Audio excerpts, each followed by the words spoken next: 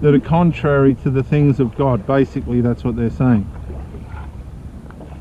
But he, the good Lord, knowing their divisiveness and the way in which they operated, said,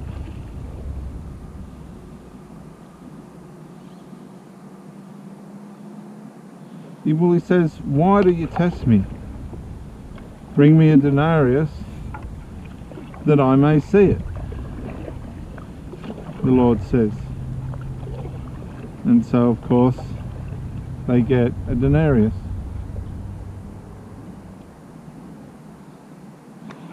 And of course, he says, whose image and inscription is this? And they say, Caesar's. Don't they? Forgetting that man was made in the image and likeness of God, which is the underlying message behind this. Just got to get into a bit of deeper water here, viewers. Do excuse me. I didn't want to scare the birds, but I'm going to have to move across a bit. It's very shallow and I'm stuck. There we go.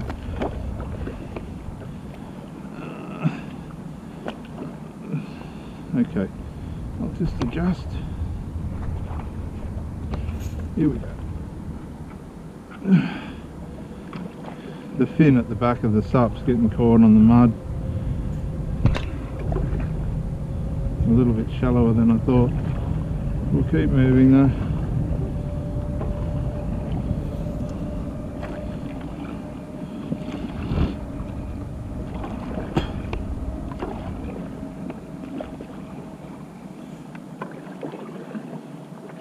So we've got this argument about where's Caesar, where's the secular world fit into all these things, and religion, where does it all fit? Basically what's they're saying. What's more important to you, the things of the world or the things of God?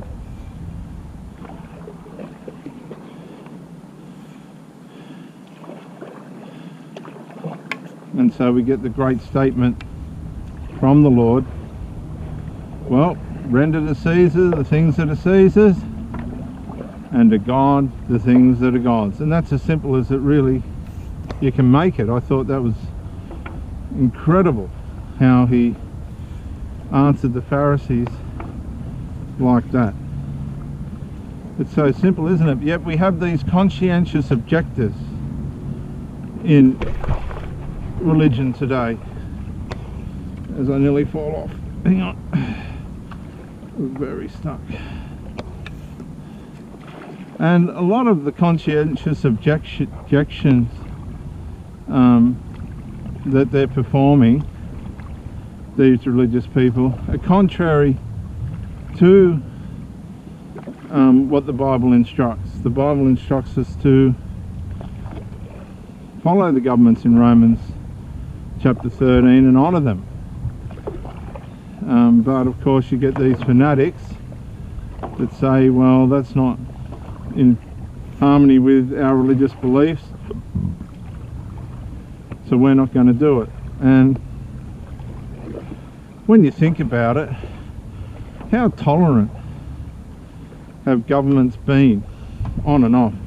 Like, I mean, there's been some real diabolical governments that haven't tolerated religious withdrawal from from what they demand through their secular laws. A lot of religious people have been persecuted and killed. But how tolerant, particularly here in Australia and the United States, have governments been towards religious resistance and religious unacceptance of the basics of their constitutions. And when I say constitutions, I mean where you're asked to go to war, or you're asked to do certain things, and the religious people say, well, we can't go to war because we can't kill people.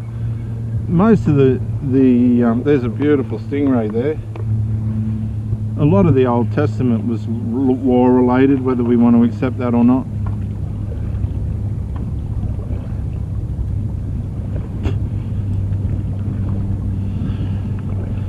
So you have these conflicts between religion and society, governments, and Jesus said, well, there's an easy way to fix that.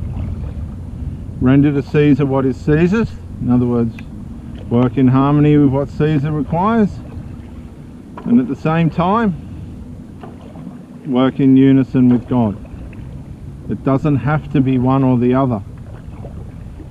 And I thought that was just absolutely brilliant, because today you get these fanatics and extremists that so easily tear down the wonderful way in which governments and things ask religious people to just harmonize, and these fanatics just won't. They won't harmonize. So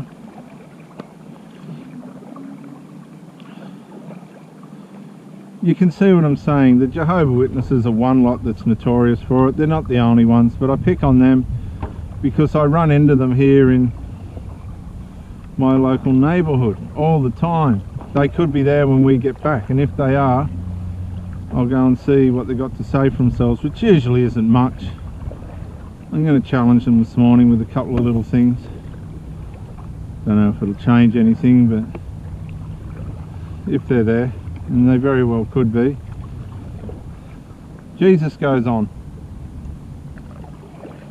and when he said that, you know, everybody marvelled. They marvelled at his wisdom. They marvelled at the incredible way in which he was able to navigate the questions of these Pharisees and Sadducees and come out with just beautiful harmonizing answers, things that would allow wisdom to harmonize with society and with governments that in many ways were barbaric. Caesar was a barbaric man. Oh my goodness, we all know the history of the Caesars, yet Jesus was able to be inclusive even in the barbaricness. Now see these entry points, 3 entry points, which makes that a big pool in which the bait fish come out through this channel, and this is where the predators lurk. Now I'm going to change my course so I don't scare that bird, and we'll move towards this channel over here. The problem is we've got rocks on this side of those rocks, and if we hit them it could be, I don't want to end up in the drink, because you don't know what's following you and all that stuff, all that real life stuff going on. Now the Sadducees come and they want to ask him about the resurrection, because they didn't believe there was going to be a resurrection. So we have a case of conflicting beliefs, and these conflicting beliefs were, and there's some rocks there we're going to hit, these conflicting beliefs also were between the Pharisees and Sadducees, because the Pharisees believed that there was a resurrection and the Sadducees didn't believe there was a resurrection. So the Sadducees have come to try Jesus with another religious, very complicated religious question.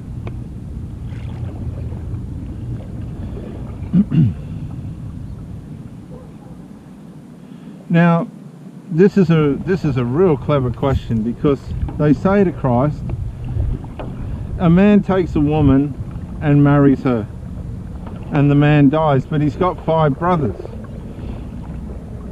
Now what would happen back in those days was, as far as I understand, and I'm sure there's people that know more about this, I'm doing this on the fly, I think what would happen is the brothers of the man who died would be given first right of refusal of the widow based on age.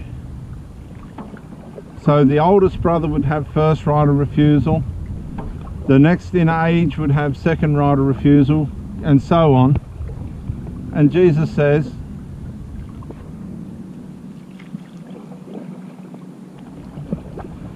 the first, he says, one of the brothers who had, a man who had 7 brothers took a wife and couldn't produce children. They didn't have any children. And he died. And so on and so forth through the brothers. As the first right of refusal accepted the widow, there was still no more children produced.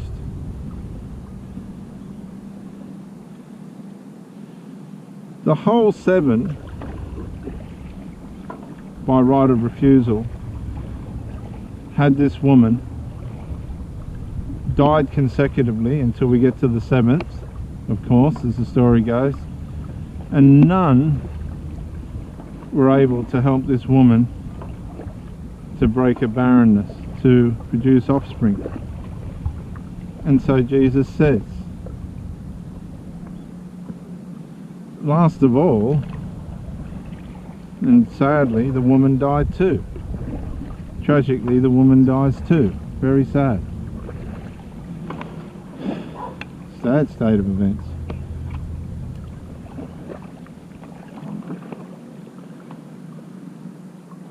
So the clever thing about...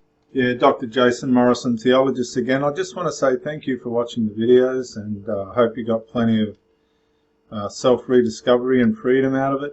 If you watched it on YouTube, please share or like, maybe even comment. If you watched it on Facebook, like, comment, share. But most of all, get out and live. This isn't a rehearsal. You've got a one-off life. Don't let your loyalty and your faithfulness blind you to the life that you should be experiencing. Till the next video, thank you for watching, and bye for now.